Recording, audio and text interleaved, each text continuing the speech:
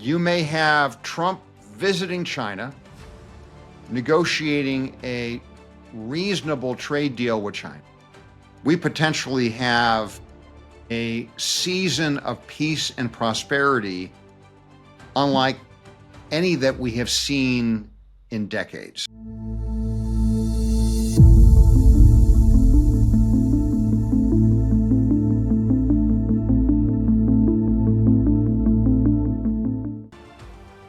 What is the next 3 years of the Trump administration going to look like? This is Steve Gibson reporting, author of Logic's Dictate, attorney and political scientist. A recognition to Tiger Logic for their production value. Back to the examination of the Trump term. I've been thinking about the recent events administered by the Trump presidency and their foreign engagements. Thinking about the fact that there's been relatively little domestic legislation that has occurred other than the big, beautiful bill, and the only other executive actions involving domestic policy were by executive order for the most part. And that is mainly because the only way that the Trump administration could do anything domestically was through reconciliation bills, which is a more difficult process than having the kind of majority that would afford the Trump administration a broader domestic policy. What's going to happen over the next 3 years? Well, by all measures, the Democrats, more likely than not, unless there's voter sanity, are going to win the midterms based upon historical patterns. What does that mean? Well, what that means is that the last 2 years of the Trump administration are going to be the Democrats engaged in their typical Trump derangement syndrome behavior of, even though Trump isn't going to be able to run again, they're going to attack Trump. They think that that's the right thing to do rather than try and find constructive policies that can bring the country together. Which means that Trump is going to basically be engaged in 3 types of battles. He's going to exert power in the foreign policy realm. He is going to do what he can with tariffs within the current dynamic of the Supreme Court decision. And he's going to be battling the Democrats. And during that time period, of course, there's going to be the presidential election that will come in year 4 that will, of course, be the focal point of attention and other dynamics. However, if by some miracle the Republicans maintain control of Congress through the midterms, then we could be rest assured, roughly speaking, to a continued diminution of our tax burden, a continued diminution of regulatory burden, and potentially more of a focus by the Trump administration with the Democrats on potentially constructive transactional policy arrangements that may in fact be modified so that the Republican candidate for president for the 2028 election has less of a controversial position to be standing upon.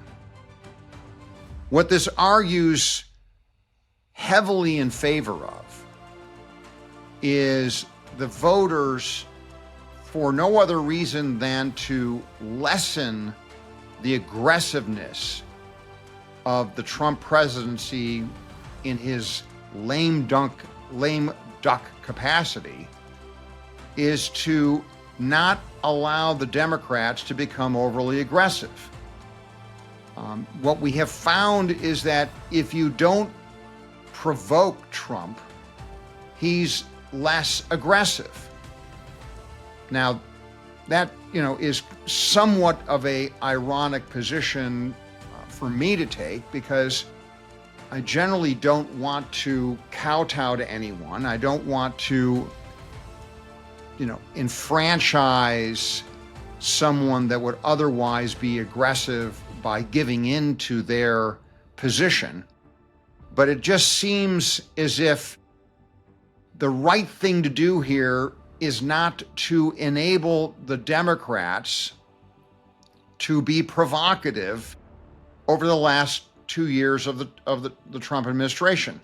Now, from a Democratic Party perspective, it also kind of makes sense. Let the Republicans maintain control of Congress. And if you believe that the Trump administration is going to be a failure, don't let the next Republican candidate blame the democratically controlled Congress the last 2 years of the Trump administration. All of this is more or less making sense for both Republicans and Democrats and the voters at large to take a long, hard look at whether or not you want to have a Democratic-controlled Congress in the midterms. Now, we're going to be looking at a lot of policy positions between now and the midterm elections. Presumably, the price of oil and gas is going to come down. It came down today just based upon the prospect of the ceasefire. If, in fact, Venezuelan oil continues to flow, Iranian oil flows, there's harmony in the Middle East, I should say, you might see $50 a barrel oil, which would be tremendous for the economy, for the inflation rate. And so you're potentially seeing in August and September the performance of the economy at a level that you haven't seen since the pre-COVID Trump term, number one, which was a tremendous economy. If all of that takes place, Republican congressional candidates, whether they be in the House of Representatives or the Senate, are going to have potentially some real bases for success in November. I think that that's a reasonably likely prospect. You couple that with potential foreign policy achievements, not only in Venezuela and Iran, but in Cuba. And then again, if you're looking at that low a price of oil, you're talking about a Russian economy that's going to continue to struggle. And we haven't talked about the conflict in the Ukraine for a long time. It's been, in fact, out of the media for a long time. I think it's absolutely fascinating that, given how the United States could defeat the Army, Navy, and Air Force effectively in Iran, which by all measures was a stronger military capability than the Ukraine. And we basically took out their capability in a couple days. It's fascinating that Russia, even after 4 years of or more of conflict, they have not been able to take over Ukraine. If they're not able to do that, and Europe supports Ukraine the way that they say they are going to, then you may very well see a resolution of that conflict before the midterms. Look at that world. You may have Trump visiting China, negotiating a reasonable trade deal with China. You may have effectively Mideast peace with oil flowing liberally. You may have Cuba coming into the sphere of nations and in the Western Hemisphere, oil flowing from Venezuela, a robust economy, an immigration structure that is very, very manageable, you may very well see by August or September of this year a transformed world and a domestic situation that is enviable at worst. It really sets up a fascinating last 2 years of the Trump administration. And I guess what really intrigues me is, what will Trump do as a lame duck? Logic suggests that he'll exert power overseas, but then the question is, where will that power be exerted? If Venezuela is under control, Cuba's under control, Iran is under control, and the Ukraine war is resolved. Effectively, at that point, we have North Korea and the Chinese-Taiwan situation to address.